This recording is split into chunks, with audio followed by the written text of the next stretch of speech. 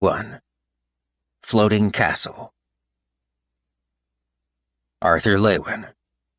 Arthur Lewin, son of Reynolds and Alice Lewin, the Council has decreed that, due to your recent actions of excessive violence and the inconclusive circumstances involved, your manacor is to be restrained, your title as a mage is to be stripped, and you are to be incarcerated until further judgment.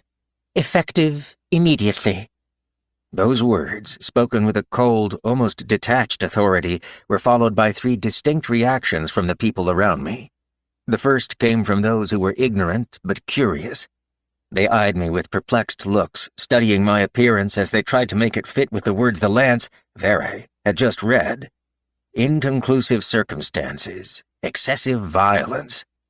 I could feel their cautious skepticism as they silently tried to figure out how a boy, barely a teen, could cause the council itself to issue the verdict instead of the city governor. The second reaction was on the ever-foolish faces of the all-accepting crowd, those who blindly worshipped any form of higher authority. They took the words written on the communication artifact as God's truth. I could hear their whispers from where I stood, and see their eyes narrowing into disdainful glares as they decided that I must somehow be responsible for everything that had happened inside the academy. The third reaction was one I would have expected only from my family, but, to my surprise, the students and faculty who had been involved in the incident, those who still had enough strength to speak, all cried out in protest. Because my family was the closest, I could hear them the most clearly. Your Honor, there must be some sort of mistake, my mother's voice called from the other side of the fence. Yes, I'm sure there's an explanation for all this. My son would never. There must be an explanation for this, my father amended, knowing perfectly well what I was capable of. There were other outcries of protest, some from students I recognized, others from the staff present at the scene. Vere ignored them all. This makes no sense. How dare you punish the one who actually did some good? If it weren't for Arthur, you Lancers wouldn't have had anyone left to save. I turned my head toward the source of the voice. To my surprise, it was Kathleen Glader. She was marching in my direction with unbridled fury in her eyes, an expression I had never seen nor expected to see from her.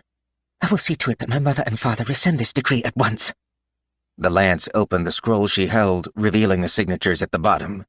Your father and mother were the ones, along with King and Queen Greysunders, who voted in favor of this judgment, she said. Though her words were respectful, her expression and tone could only be described as indifferent, even rude. Kathleen's brother held her back, speaking quietly into her ear. I couldn't hear what he told her, but the princess finally relented, her face red and her body shaking. I knew that no matter how much I tried to reason with the woman, she wouldn't listen. It wasn't her decision to make.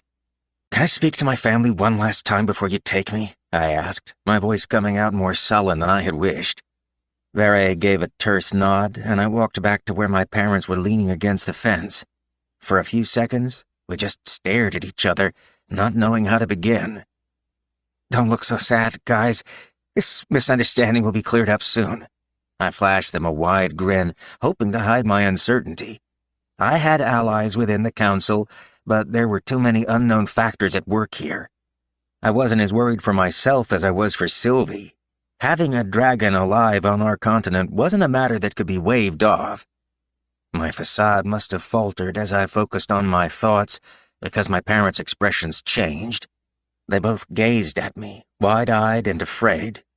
You honestly have no idea if you'll be able to come back to us, do you?" my mother stuttered, her voice thick with worry. I couldn't meet her eyes. Instead, I focused on her hands. Her fingers were deathly pale from the strength of her grip on the iron fence. "Brother, you're not going anywhere, are you? This is all a joke, right? Right?" Ellie's face was crimson, and I could tell she was doing her best to keep from breaking into sobs. She was so tense that her lips were almost white. I leaned forward to be at eye level with my sister. I studied her childish face, hardly able to believe she was already 10. One of my biggest regrets was that I hadn't been by her side as she grew up. I had met my sister for the first time when she was 4, and even after that, I had been with her for only a few weeks at a time. I hoped that I would see her again before she was a teen, or an adult, or ever at all. I got back up, prying my gaze away from Ellie's face. "I'll definitely be back home." I turned around just in time. I didn't want them to notice my eyes